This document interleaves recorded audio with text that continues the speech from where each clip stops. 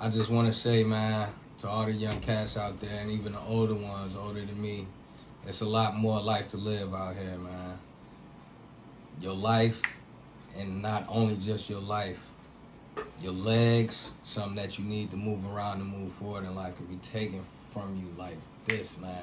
And I promise you, the type of shit that you will go through, staples, I got staples in my back, staples in my damn stomach. You do not want to have to deal with this shit, man. 24 hours, every 24 hours, it's pain, it's nothing but pain. It hurts to breathe, it hurts to sleep, it hurts to move from side to side, it hurts to eat.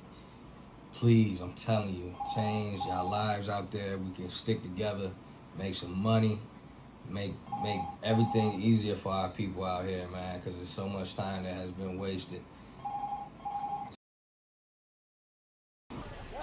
Blake was shot in the back by a Kenosha, Wisconsin policeman in August.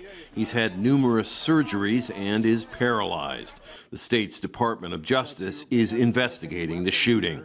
I just want to say, man, to all the young cats out there and even the older ones, older than me, it's a lot more life to live out here, man. In Rochester, New York, protesters clashed with heavily armed police.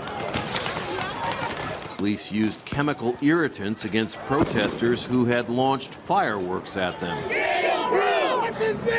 Some protesters formed a human chain, and there were several arrests.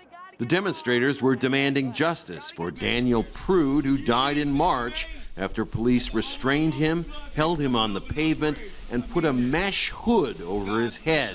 Prude's death was ruled a homicide. The New York Attorney General announced she would impanel a grand jury as part of what she termed an exhaustive investigation into Prude's death. 7 Rochester police officers involved in the killing have been suspended. In Louisville, Kentucky, Black Lives Matter demonstrators continued their protests over the death of Breonna Taylor, shot by police in her home in March. The protesters gathered outside a racetrack where the prestigious Kentucky Derby horse race was run. Armed counter-protesters, calling themselves pro-police patriots, confronted the Black Lives Matter marchers. There was arguing and yelling, but no violence, as the Patriot group eventually withdrew.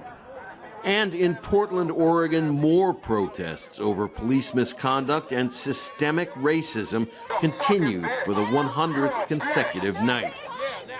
Portland has come to symbolize the most extensive nationwide protests the U.S. has seen in decades over racial injustice.